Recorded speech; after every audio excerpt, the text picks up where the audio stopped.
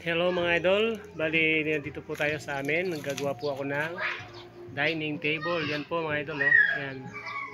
Makita nyo, tapos na po yung ating dining table. Yan. Yan siya, oh. Yan. Bali, pwede po itong 6-seater, pwede din siyang 4-seater mga idol. Wow! Yan, oh. Ang ating test naman dito mga idol ay 60 by 60. 60 by 120 mga idol. Yan. Wow! Okay, pakita ko sa inyo ba? Bali yan po mga idol, binubuo po natin ang ating bangko mga idol. Bali dinagdagan po natin yan ng maraming breeze mga idol para po yung ating tiles ay hindi mababasag kahit tungtungan pa to ng mga bata o talunan pa to ng mga bata mga idol. Yan. Bali 1.5 po ang ating ginamit na tubular mga idol, then GI po siya. Yan po.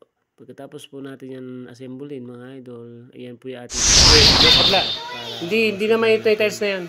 Isushoot po natin na nakasilyas lahat. Iyan, dalawa na po ang ating ginawa. Ay madala niya. Yan, hahasain na lang siya, pipinturahan, then lalagyan ng epoxy primer. Kasi kung ang inyo po po na may butas, kakaroon siya ng pikas o kalawang.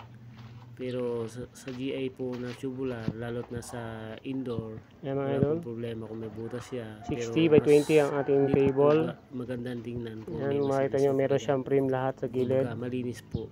Yan. Then nilagyan po natin ng round yung ating lamesa na salo para po matibay. Yan, gagawa pa tayo ng dalawa.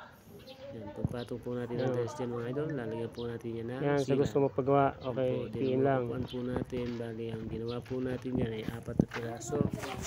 Mga idol, pero pwede po yung 6 liters mga idol, luag pa rin po yan. Ating dilinisin pa natin mga idol. Upuan po natin mga idol, hindi po dinend lang po natin yung mga idol para buo siya. And then ating sandalan, i-bend po din natin hindi po sa putol. Naka-slab po yung kaunti para swab yung upuan dito. I-sure po natin mga idol na nakatulog siya kasi para matibay siya na may upo na mabigat, tao, walang kilos, i-sure po natin siya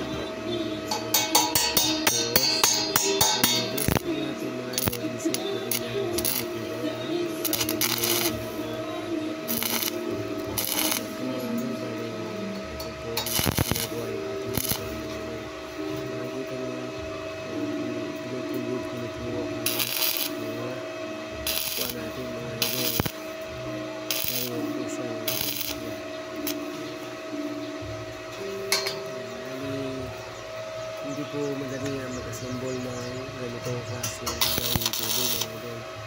Kaya lang po mas matabaho din po ito na napakaraming puso bago natin siya mabuo. Kailangan po pati natin i-assure na maganda at hindi butas-butas matibay na siyempre hindi natin alam na meron tayo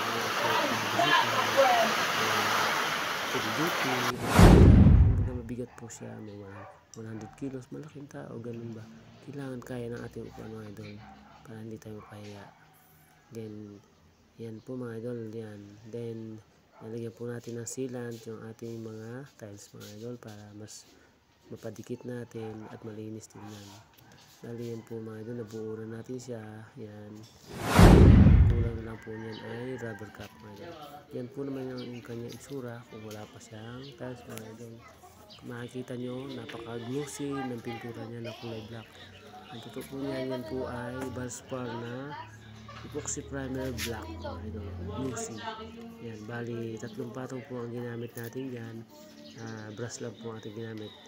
Yan, kaya po siya ay makapal. Napakatibay po ng ating pintura mga idol.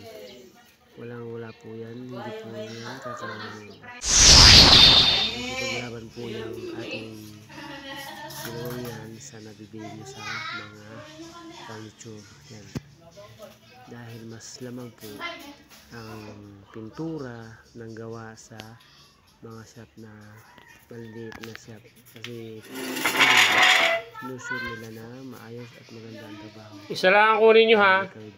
Yan. Kumbaga,